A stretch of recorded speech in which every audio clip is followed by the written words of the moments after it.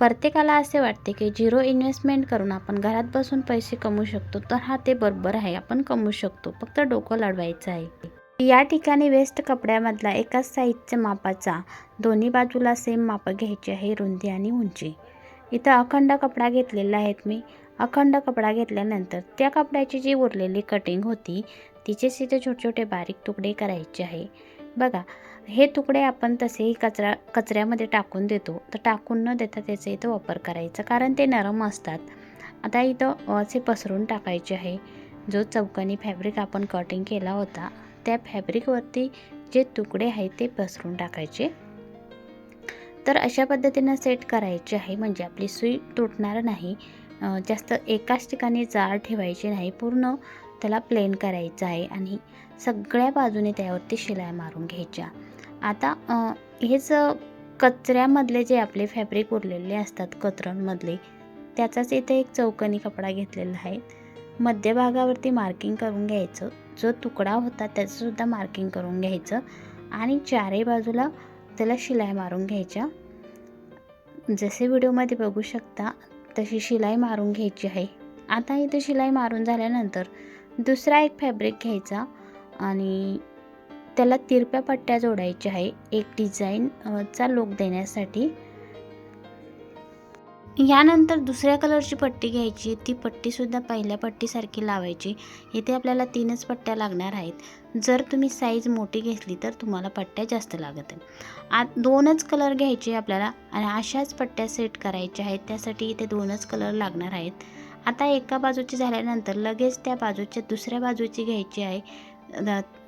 दोन्ही बाजूच्या समोरची बाजू असते, समोरासमोरच्या बाजूचीच अगोदर लावून घ्यायची। इकडची बाजू झाली की तिकडची लावून घ्यायची आणि प्रत्येक पट्टी लावल्यानंतर पट्टीवरती दाबटीप द्यायची, म्हणजे पट्टी छान सेट होते।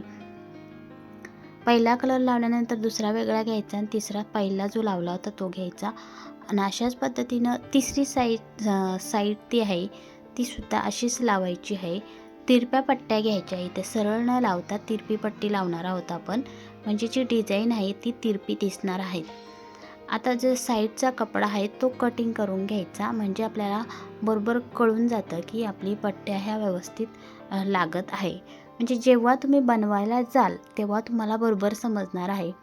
आता शेवटची जी आपली बाकी राहिलेली साईड आहे त्या साईडना सुद्धा तिरप्या पट्ट्या लावून घ्यायच्या आणि दाबटीप मात्र द्यायची आहे।